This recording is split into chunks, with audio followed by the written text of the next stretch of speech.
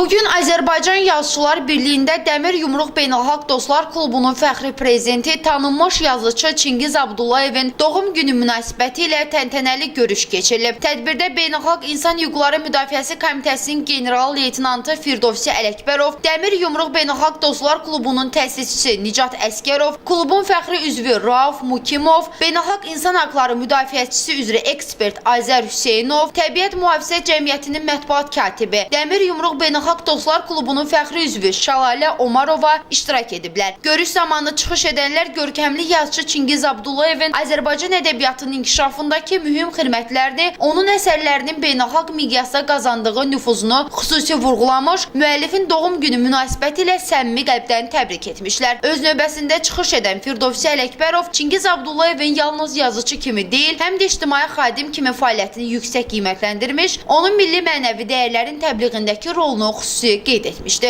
O belə görüşlərin cəmiyyət üçün əhəmiyyətini vurğulayaraq birlik və həmrəyliyin vacibliyini diqqətə çatdırıb. Daha sonra çıxış edən Çingiz Abdullayev göstərilən diqqətə və ehtirama görə dərin minnətdarlığını bildirib, Dəmir Yumruq Beynəlxalq Dostlar Klubunun fəaliyyətini yüksək qiymətləndirib və gələcəkdə belə təşəbbüslərin davamlı olmasının önəmini qeyd edib. Tədbir çərçivəsində Türk Dünyası kitabının müəllifi general-leytenant Firdovsi Ələkbərov tərəfindən Çingiz bəyə xalça portreti və Türk Dünyası kitabının 2 cildi hədiyyə olunub. Qarşılıqlı hörmət və ehtiram nümunəsi olaraq Çingiz müəllim də yeni nəşr olmuş kitablarından 4 ədədini general-leytenant Firdovsi Ələkbərova təqdim edib. Bugün gec də olsa ad gününün keçməsinə baxmayaraq burada olmadığına görə təbrik edə bilmədim.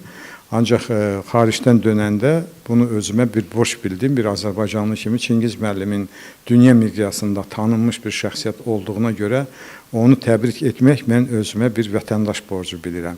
Hal-hazırda da ki, yaratdığımız Turan Dünyası kitabını bugün Çingiz müəllimə mən hədiyyə etdim. Çünki o kitabın da öz məqsədi, amili var gələcəkdə. Çingiz müəllimin yazılarında da həmişə hiss olunur dövlətçilik, millətçilik, vətən sevgisi və s. O kitabın da gələcək fundamentinin qoyulması Türk dünyasının birləşməsi deməkdir.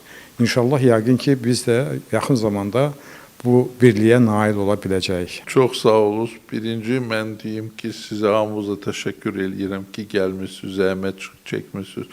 Çox sağ olun. Bu xalçada deyəsən mən daha gözəl görünürəm. Sizə hamınıza yenə də təşəkkür bildirirəm. Mən təzə gəlmişəm xaricdən. Çox sağ olun. Mənim köməkçilərim bilir ki, mən təvəzzükar da deyirəm. Mən yazıcıyam, istəyirəm ki, məni tanısınlar, kitablarımı oxusunlar, ümumiyyətlə tərcümə eləsinlər. Amma doğrudan da bunu hamısı bilir. Bir hədiyyə gətirəndə, neysə gələndə mən deyirəm, valla gətirmiş, mən utanıram. Ona görə ki, mən hesab eləmirəm ki, mən belə böyük insanım. İnanın mənə ki, Norvegiyada ya Fransiyada görəndə ki, 30 avro kitabım satılır. Mən istəyirəm, saxlayayım o oxucuları ki, mən belə ağıllı insan deyirəm ki, 30 avrodan mənim kitabımı alasınız, amma alırlar, çox sağ olsunlar. İstəyirəm, Firdovsi müəllimə də təşəkkürümü bildirim, sizə hamınıza da təşəkkürümü bildirim. Valla gözləmirdim, çox sağ olunuz ki, gəlmişsiniz, məni təbrik eləmişsiniz, çox böyük iş aparırsınız. Bax, indi kitablara baxdım, əsas kitablardır təbii ki, o qalır bizdən sonra. Və baxdım, çox sağ olsunlar ki, bu kitabları buraxırlar, çox sağ olsunlar ki, ümumiyyətlə bunları nəşr eləyir, yaxşı da nəşr eləyirlər və inanıram ki, sizin işiniz daha uğurlu olacaq. Səadət Qafari, Rəsul İsayev, Səs TV xəbər.